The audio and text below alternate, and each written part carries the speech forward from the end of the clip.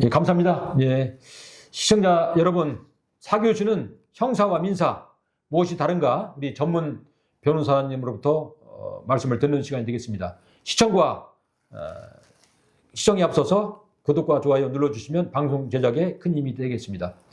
대표 변호사님, 우리 같은 서민들은 형사고 민사가 어떤 차이가 있는가 잘 모르는 사람들이 많거든요. 법을 무서워하고 하다 보니까. 그래서 형사와 민사의 가장 큰 차이는 무엇이라고 저희들이 알고 있으면 되겠습니까? 예, 얼마 전에도 말씀드렸습니다만 형사 법률 관계를 크게 이제 형사 문제, 민사 문제 이렇게 나눌 수가 있습니다. 물론 다른 기준도 있습니다. 공법 관계, 사법 관계 뭐 이렇게 나눌 수 있고 여러 가지로 나눌 수가 있는데 민사 문제는 개인과 개인 간의 거래와 관련된 법률 관계라고 보면 되겠고요. 형사 문제라는 것은 사람이 범해서는 안 될 범죄를 규정하고 그런 범죄를 저질렀을 경우에 국가가 어떻게 형벌을 가하는가 이런 것을 정한 것이 이제 형사 법률 관계이거든요. 그런데 흔히 민사 문제와 형사 문제를 혼동한 경우가 있어요. 이를테면 내가 누구한테 돈 뭐 1,000만 원 빌려줬는데 이 사람이 약속한 대로 안 갚는다. 그러면 많은 분들이 쉽게 해결하기 위해서 고소를 많이 합니다. 고소. 고소는 지난 시간에도 말씀드렸습니다만 고소란 것은 형사사건에 있어서 범죄 행위로 인해 피해를 받은 사람이 그 가해자를 처벌해달라고 경찰에 신고하는 거예요. 지금 이제 수사기관이 다 경찰로 거의 다 통일이 됐기 때문에 예전엔 검찰과 경찰이 나눠져 있어가지고 검찰에도 뭐 고소를 할 수 있고 경찰에도 할 수 있고 그랬는데 지금은 기본적으로 경찰에 고소를 하는 겁니다. 그런데 사실은 그렇게 1,000만 원을 빌려가서 돈 안 준다고 해서 바로 사기가 되는 게 아니거든요. 그럼 그거는 이제 그 금전거래와 관련된 민사상의 문제입니다.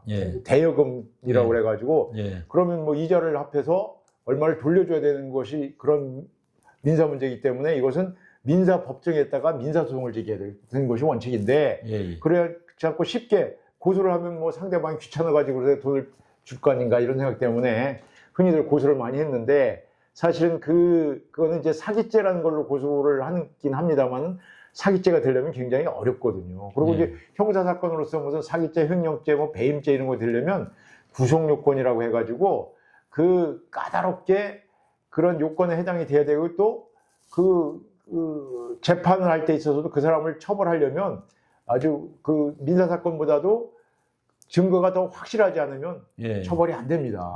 그래서 제가 말씀드리고 싶은 것은 민사 문제는 민사법적으로 풀어야 된다. 말하자면 민사재판 절차를 통해서 하는 것이고 형사 문제는 그때 그것이 그 범죄와 관련돼 있을 때에만 고소를 해라. 이런 말씀을 드리고 싶습니다. 거꾸로 형사 문제가 발생하면 민사 문제는 바로 따라옵니다. 뭐냐면 이를테면 누가 폭행을 해가지고 상처를 입었다. 그럼 상해죄가 되지 않겠습니까?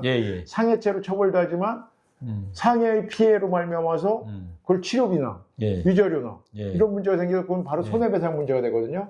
그럼 바로 그거는 민사 문제를 겸하게 되는 겁니다. 그래서 민사 문제와 형사 문제는 구분이 되지만 모든 민사 문제가 형사 문제가 될 수 없다는 것. 그러나 모든 형사법적 문제는 민사 문제로 귀결될 수 있다는 것. 좀 이해하기 어렵겠습니다만 그런 관계를 일단 말씀드리고 싶습니다. 이제 사교육 시간 마지막으로 우리 살다 보면 자신이 의도하지 않은 채 억울한 사건을 당한다든가 이제 그 소송에 휘말렸을 경우라든가 어떤 합의를 볼 때 합의는 어떻게 언제 어떻게 하는 것이 유리한가 말씀해 줍니다. 합의는 이제 두 가지로 역시 나눌 수 있는데요. 형사사건과 관련해서 피해를 입은 사람은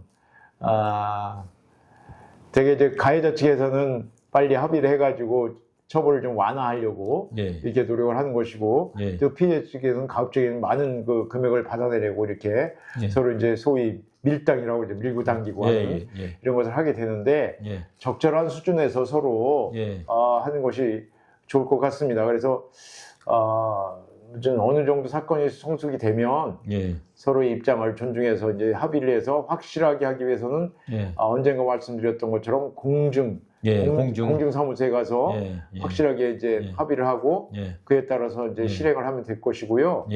민사 문제에 있어서 또 합의가 있습니다. 서로 이제 뭐 재판을 하다가도 법정에서 이제 조정이나 화해나 판결을 하기 전에 저도 이제 청주지방법원의 조정위원 또 예. 대전고등법원 청주재판부의 조정위원을 겸하고 있습니다만은 예. 이런 전문가들로 이제 음. 풀이 있어가지고 예. 한 개 재판부에 한 2명 이상씩 예. 예. 조정위원들이 이제 예. 배정이 돼 있습니다. 그래서 예, 그렇군요. 그분들한테 의뢰를 해가지고 그분들이 예. 서로 이제 합의를 붙여주고 예. 그 조정조서가 작성이 되면 예. 판결과 동일한 효력이 있거든요. 예. 예. 그래서 이런 조정 절차를 통해서만 법적 효력이 있는 합의를 예. 도출해낼 수가 있습니다. 예, 그렇군요. 예. 예. 예. 감사합니다. 이상으로 4교시 마치고 다음 강의는 5교시 행복을 지키는 법률 습관이 되겠습니다. 계속해서 많은 구독 부탁드립니다. 감사합니다.